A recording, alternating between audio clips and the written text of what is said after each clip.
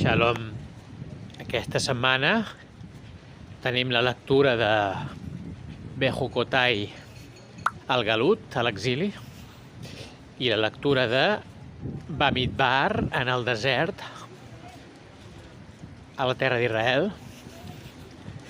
Aleshores, si combinem els dos noms,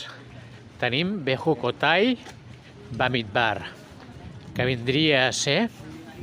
en els meus decrets en el desert. Com podem interpretar, segons l'actualitat que tenim en aquest moment, aquest significat de els meus decrets en el desert? En el desert és el present que tenim ara, que és una situació en què el món es troba en un estat molt caòtic, on pràcticament hi ha qualsevol tipus de perversió i de desviació que està acceptada, està no només tolerada, sinó acceptada i fins i tot promocionada des dels poders polítics, promocionada des dels mitjans públics, promocionada des de la cultura popular, cançons, xarxes socials, etc. I per tant és un estat que en anglès es diu de disarray. Disarray és que tot està desencaixat, que tot està sense ordre ni concert, que tot està desordenat. I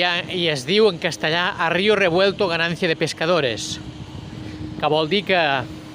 quan la situació està desordenada i caòtica, els aprofitats en trauran profit, evidentment. I els aprofitats són gent, per desgràcia, que no és honesta, gent que no té integritat, gent que no és recta, gent que busca el benefici egoista propi a curt termini, sense veure que a llarg termini i fins i tot a mitjà termini això significarà el desastre per la societat on viuen i també per ells mateixos a nivell personal. Com diu el Salm 92, que quan el malvat brota com la gespa, és a dir, quan el malvat es desenvolupa moltíssim, creix, s'infla, es multipliquen els malvats, al cap de poc temps el Creador els cegarà com la gespa, aquests malvats. Aquesta és l'evolució que la societat ha de seguir abans de la redenció, abans de l'era messiànica, com ens marquen els savis. La impuresa, la maldat, tot allò destructiu ha de brotar, ha de supurar, podem dir, ha de supurar de la superfície de la societat, ha de ser visible, ha de ser, per desgràcia, molt palpable, molt observat i molt notat per nosaltres, per les persones que volem que les coses vagin bé i que tot es corregeixi. Nosaltres també hem de patir, hem de sofrir i hem de resistir, aguantar que el mal no només ens passi per davant, sinó que se'ns filtri pels poros de la pell i que ens afecti i que ens faci mal, per tal de que reaccionem i reconeguem que no hi ha salvació sinó en el Creador, que no hi ha salvació sinó en el Kadosh Baruch Hu, el nostre Pare del cel. Quan nosaltres clamem a Déu com a única solució possible i quan nosaltres responguem a la crida de Im Bejucotai Telehu, que és el nom de la Perashà a l'exili, Bejucotai, en els meus decrets, fins que no anem nosaltres en els decrets del Creador com a resposta, com l'única resposta possible per poder esmenar el caos i el desastre que ara ens embarga, fins que no fem això, la situació no es redreçarà.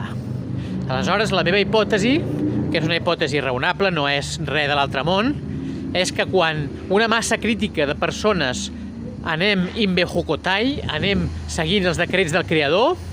eventualment el Creador tindrà compassió de nosaltres, desvetllarà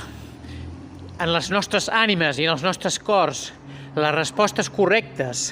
per esmenar la situació incorrecta que estem patint ja fa temps, per desgràcia, però que ara està a més inflamada, exagerada, promocionada, accelerada, i ens la fan menjar amb calçador, ens la fan prendre amb calçador aquesta situació incorrecta. Doncs deia, fins que nosaltres no seguim els decrets del Creador fil per randa, ell no desvetllarà la seva misericòrdia i no ens portarà la solució desitjada, que sigui aviat i als nostres dies. Amén.